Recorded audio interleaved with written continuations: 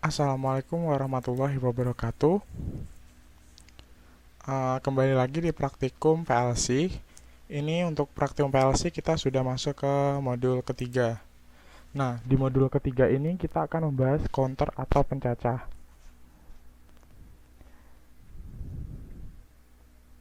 Ya, counter atau pencacah. Counter atau pencacah dalam PLC itu merupakan sebuah instruksi yang berguna untuk menghitung naik ataupun mundur sebagai pulsa sinyal digital atau jumlah digit hingga mencapai batas tertentu. Dan saat batas tertentu sudah tercapai, maka output dapat dikontrol sesuai dengan keinginan. Terus yang selanjutnya ada pencacah atau counter sendiri itu punya dua buah inputan. Yang pertama pulsa dan yang kedua adalah reset. Tapi nanti di sini ada 4 jenis counter dan dua counter itu memiliki dua buah masukan dan dua counter lainnya itu punya 3 buah masukan. Jadi tapi rata-rata counter itu terdiri dari pulsa dan reset inputannya. Terus untuk counter sendiri itu dia itu ada dua parameter, yaitu counter number dan set value. Nanti saya jelaskan di slide selanjutnya. Ya, untuk jenis counter yang kita pelajari di modul 3 ini ada 4, yaitu ada CNT, CNTR, CNTX, dan CNTRX. Ini yang di bagian sini untuk CNT dan CNTX itu sama. Dia memiliki dua buah inputan. Untuk CNTR dan CNTRX dia tuh punya 3 buah masukan. Jadi perbedaannya nanti bisa dilihat waktu saat running di program nanti.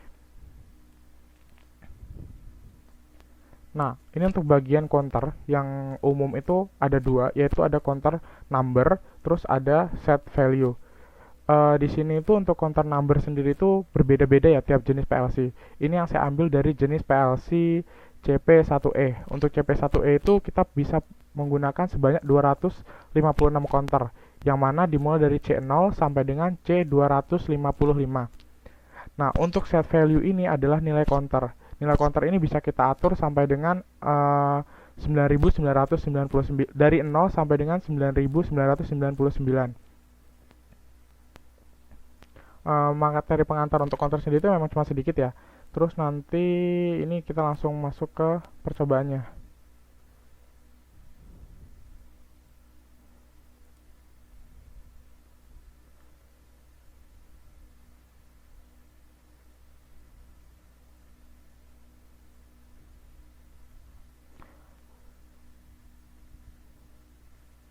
Kita masuk ke percobaan pertama.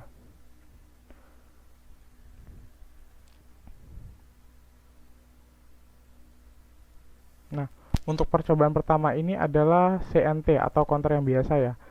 Di sini saya pakai PLC tipe CP1E. Teman-teman bisa ganti pakai CP1L atau CP1H. Untuk melihat pengalamatan atau berapa jumlahnya itu teman-teman bisa lihat di input di I/O memory reference. Karena kita pakai CP1E, kita bisa lihat di sini nih. Untuk counter sendiri, untuk counter kita bisa gunakan dari C0 sampai dengan C255, C255. Terus untuk CP1H itu bisa lebih banyak, yaitu dari C0 sampai dengan C4095 atau bisa menggunakan sebanyak 4096 counter. Untuk CP1L itu masih sama dengan CP1H. Di sini kan teman-teman bisa lihat di I/O memory reference. Ini yang dibilang tadi, yaitu ini 0.00 ini sebagai inputan pulsa. Terus yang untuk 0.01 ini sebagai inputan reset. Nah, di sini untuk teman-teman bisa gunain instruksi kayak gini. Teman-teman tinggal langsung ketik aja CNT, terus 00 CNT ini sebagai bahwa instruksi yang kita gunakan adalah counter, terus yang selanjutnya 000 ini sebagai alamat counter atau counter number, terus yang terakhir adalah ada pagar 4 ini adalah set value. Ini bisa kita ganti jadi 10 dan sampai dengan 9999. Tapi biar lebih cepat ini saya buat nilai 4. Nah, terus saat counter saat ini counternya sudah aktif itu asumsinya akan menghidupkan output. Jadi di sini kita gunain kontak bantu yang berasal dari counter, yaitu normally open. Tapi kalau memang tujuannya untuk mematikan output, ini bisa diganti jadi normally close. Jadi ini langsung kita run aja ya.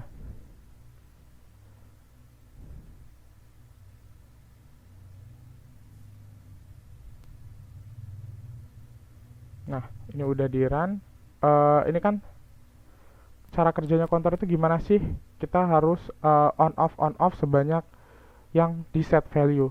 Ini kita mulai ya. Ini dalam keadaan on, off. Dari 4 jadi 3. Terus lanjutin lagi on, off. Dari 3 jadi 2 sampai dengan 0. Ini jadi 1, ini jadi 0. Nah, saat sudah 0, counternya itu akan menyala. Terus kalau kita tambah, dia nggak akan ngaruh. Jadi untuk mematikannya kita harus mereset. Resetnya dengan cara memberikan inputan 1 pada kontak reset. Jadi outputnya jadi mati. Untuk percobaan pertama masih sederhana, yaitu counter biasa. Terus kita nanti di sini kita akan ada 5 percobaan. Ada tadi kan ada 4 jenis counter, terus nanti yang terakhir ada counter in counter. Jadi nanti kita gunain 2 buah counter untuk mengaktifkan 1 buah output. Itu di percobaan terakhir. Terus masuk ke percobaan 2.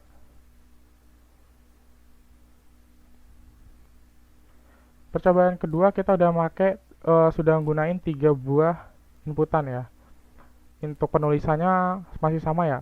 Kita tinggal ketik CNTR sebagai nama instruksinya, terus alamatnya, terus juga set value-nya. Nah, untuk yang di sini tuh bedanya nanti ada perbedaan yang sangat signifikan dibandingkan yang tadi, karena di sini inputannya ketambah 1 buah kontak. Jadi untuk ini kita bisa lakuin yang cara yang sama ya. 1, ini naik ya. Ini modelnya naik. Tadi kan dari 4 menuju 0, kalau ini dari 1 menuju ke 4. Tapi nanti jadi 0 lagi. 2, 3, 4, jadi ke 0, baru dia mau hidup di outputnya. Terus kita reset. Kita gunain inputan yang kedua. Ini fungsinya juga pulsa. Tuh, dia langsung aktif karena dia sudah mulai dari 0. Tapi kalau counternya dari 4, nanti dia bakal berubah lagi. 3, 2, 1. Nah, ini udah 1, ini kita naikin lagi bisa jadi 2, terus ini kita turunin lagi. Jadi di sini makanya ada namanya reversible counter. Jadi dia bisa naik maupun bisa turun untuk mengaktifkan si counternya. Jadi ada 2 cara, yaitu dengan menambahkan atau mengurangi.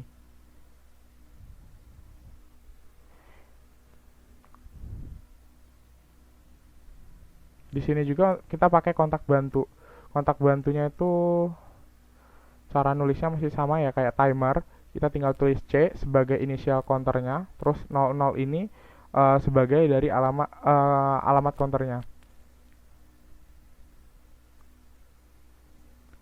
Ini udah reversible counternya. Terus kita masuk yang CNTX, percobaan ke 3.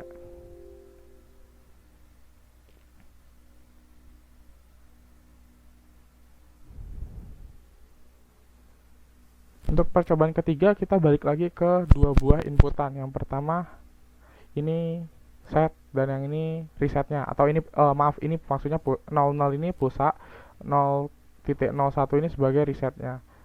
Outputnya masih sama, kita pakai 1 kontak bantu dari si counter. Ini kita simulasi.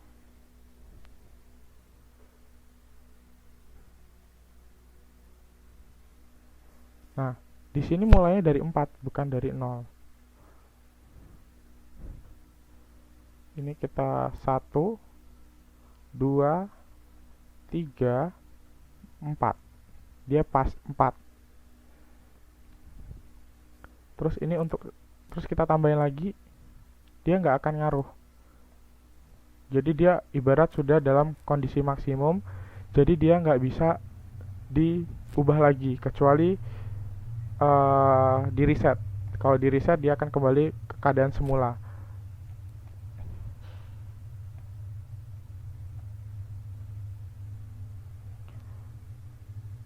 Ya, jadi percobaan ketiga ini itu sama dengan percobaan yang pertama, tapi berbeda dengan percobaan yang kedua. Nanti yang di percobaan keempat itu juga sama dengan percobaan yang kedua. Ini kita coba ke percobaan yang keempat.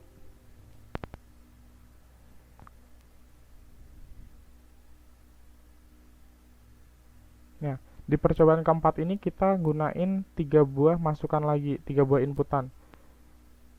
Masih sama, pulsa, yang ini pulsa, dan yang ini juga reset. Yang ini C00 ini kontak bantu.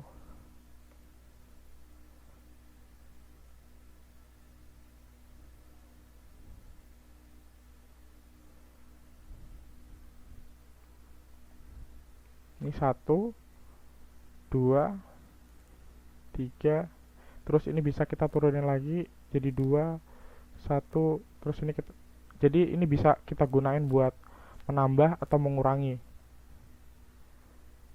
3, 4, 5. Jadi kalau di CNTRX ini dia itu set value-nya 4. Jadi nilai maksimum 4. Tapi waktu dalam keadaan keempat itu dia belum bisa aktif. Dia harus melebihi 4. Jadi ketika sudah di set 4, dia harus ditambah satu lagi agar dia kembali ke 0 dan bisa menyalakan output. Jadi misalkan ini kan kita mau menyalakan output. Di sini kita ganti untuk mematikan output ya.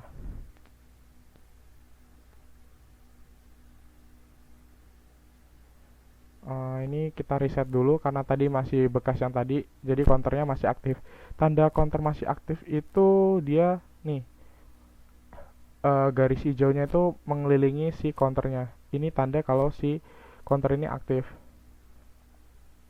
Nih kalau counternya mati itu dia tidak ada apa ya, garis hijau mengelilingi si counternya. Nah, ini kondisi awal seperti ini ya, karena ini kan sisi tegangan, jadi tegangan diteruskan ke output karena kontak bantunya itu normally close. Jadi kalau kita mau mematikannya, kita harus mencapai batas tertentu atau set value-nya.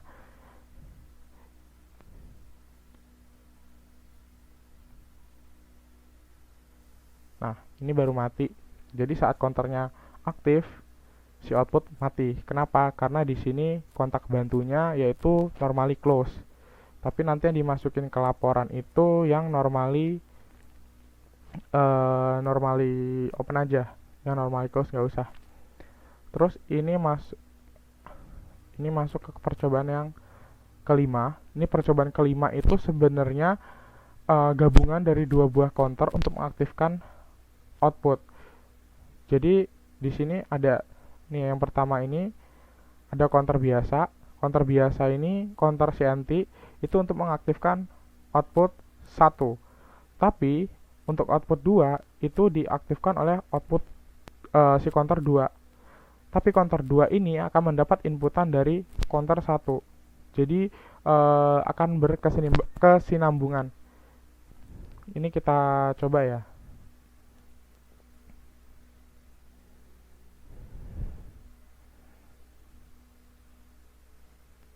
Ini dia. Jadi ini kalau yang di sini itu dia harusnya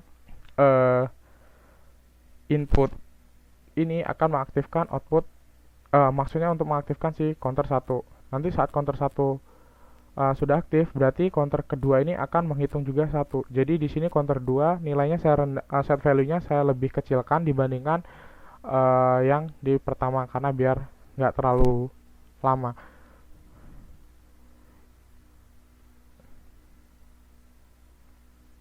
Nih, ketika ini aktif, counter 1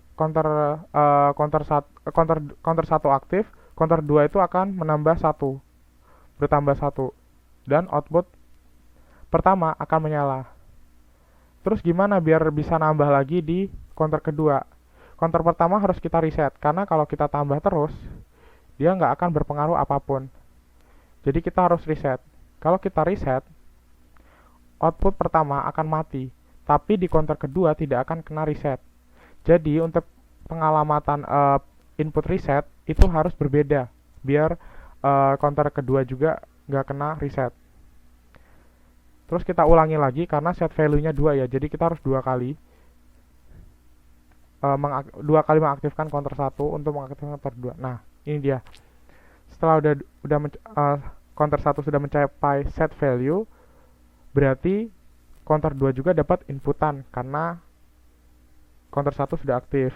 Dan output kedua juga bisa menyala berbarengan dengan output yang pertama. Terus untuk matiinnya itu harus masing-masing. Jadi kita nggak bisa mematikan secara bersamaan. Nah, untuk timing diagramnya tuh sebenarnya mudah. Ini saya berikan contoh di yang percobaan pertama ya. Ini saya buka dulu percobaan pertama.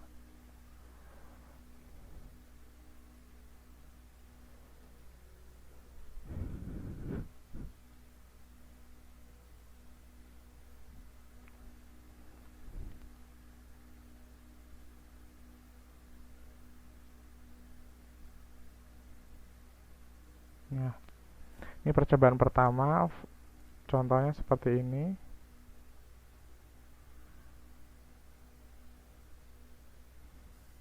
Di sini kita punya dua buah inputan, 00, 0.00, yang kedua adalah 0.01, udah sama ya. Terus outputnya, coilnya beralamatkan 100.00, udah sama ya. Terus di sini kita kan harus 4 kali ya. Ini kita run dulu.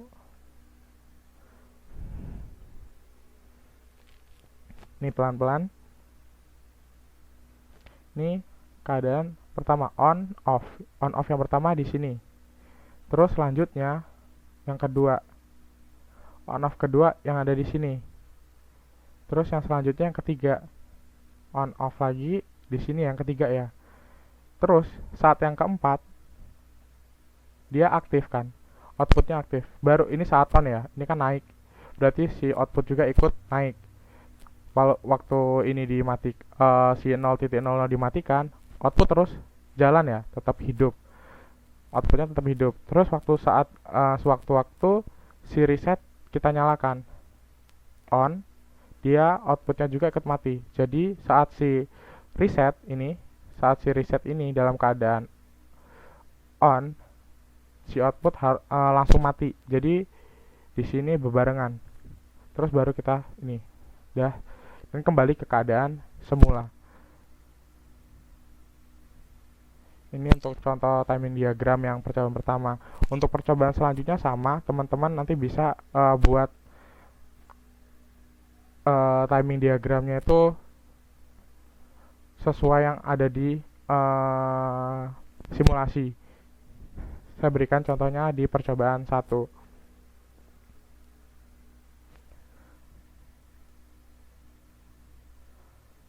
Terus untuk format laporan.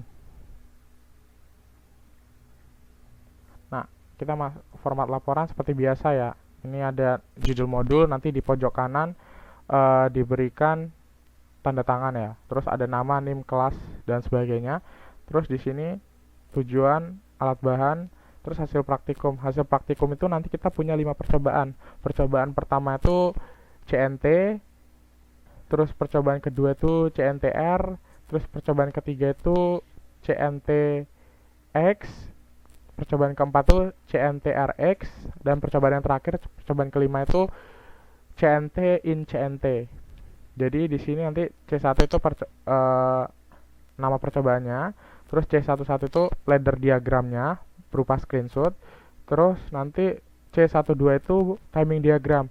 Timing diagram itu boleh di screenshot, boleh juga digambar tangan. Tapi kalau digambar tangan menggunakan penggaris. Untuk timing diagram tuh teman-teman bisa buatnya pakai Excel seperti ini. Jadi tinggal main border aja, lebih memudahkan. Terus untuk analisa itu dipisah. Jadi tiap percobaan, bukan keseluruhan. Jadi D1 analisa percobaan CNT, D2 analisa percobaan CNTR, dan seterusnya. Untuk tugas juga nanti sudah dilampirkan.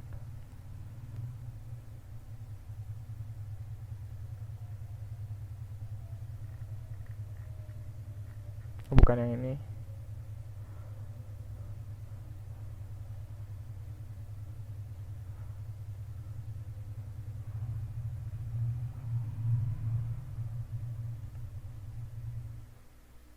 Ya, tugasnya nanti di file terpisah ya, bukan yang di modul. Nanti ada juga di psikologinya. Jadi tiap kelas beda-beda. Ini untuk kelas A dan D tugasnya ini ya. Terus udah diberi catatan untuk counternya yang digunakan adalah 2 buah, terus 1 buah timer dan 1 buah coil atau outputnya. Terus untuk kelas B dan E diberi catatan juga sudah diberi catatan juga, yaitu menggunakan 3 buah counter, 1 buah timer dan 1 buah coil. Untuk kelas C dan F itu ini ya, counter, timer, coil. Jadi satu-satu. Terus di sini juga udah dikasih tabel input output biar memudahkan teman-teman. Terus ini yang buat internasional, tugasnya juga. Tugas internasional tuh sama dengan tugas kelas A dan D.